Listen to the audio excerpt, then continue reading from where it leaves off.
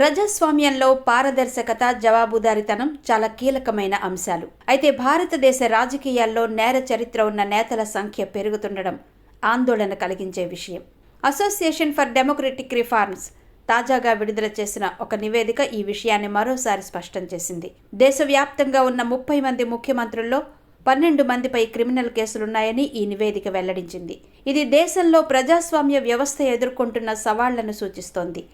ఈ నివేదిక ప్రకారం క్రిమినల్ కేసులు అత్యధికంగా ఉన్న ముఖ్యమంత్రుల జాబితాలో తెలంగాణ ముఖ్యమంత్రి రేవంత్ రెడ్డి మొదటి స్థానంలో ఉన్నారు.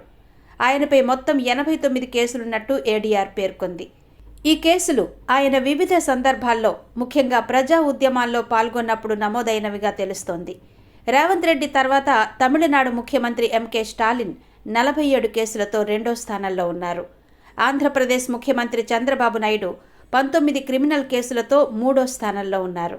ఈ గణాంకాలు రాష్ట్రాల రాజకీయాల్లో నేర చరిత్ర ప్రభావం ఎంత ఎక్కువగా ఉందో తెలియజేస్తున్నాయి.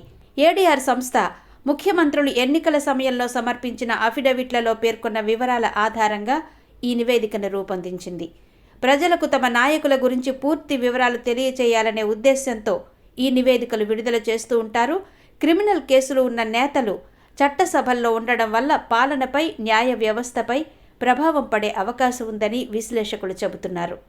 ఈ నివేదికలు పౌరులకు తమ ఓటు హక్కును వినియోగించుకునే ముందు ఆలోచించడానికి ఒక అవకాశం కల్పిస్తాయి. తమ నాయకుడి నేర చరిత్ర గురించి తెలుసుకుని సరైన నిర్ణయం తీసుకోవడంలో ఇవి సహాయపడతాయి. అయితే కేసుల స్వభావం కూడా ముఖ్యమే. కొన్ని కేసులు రాజకీయ ప్రేరేపితమైనవి కావచ్చు, మరికొన్ని తీవ్రమైన నేరాలకు సంబంధించినవి కావచ్చు.